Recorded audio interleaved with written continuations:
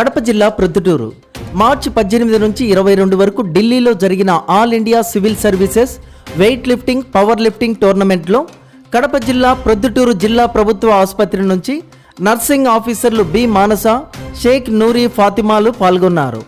ఇందులో భాగంగా wait lifting power lifting పోటీలో బి మానస వెయిట్ లిఫ్టింగ్ 55 కేజీల కేటగిరీలో స్వర్ణ పతకం, పవర్ లిఫ్టింగ్ 52 కేజీల కేటగిరీలో స్వర్ణ పతకం సాధించారు.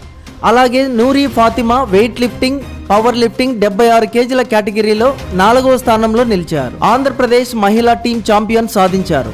ఈ పోటీల్లో పాల్గొనడానికి వారికి సహకరించిన కడప జిల్లా DCHS డాక్టర్ వై హిమాదేవి, జిల్లా ఆసుపత్రి superintendent doctor Anand Babu, nursing superintendent రానమ్మకు ధన్యవాదాలు తెలియజేశారు.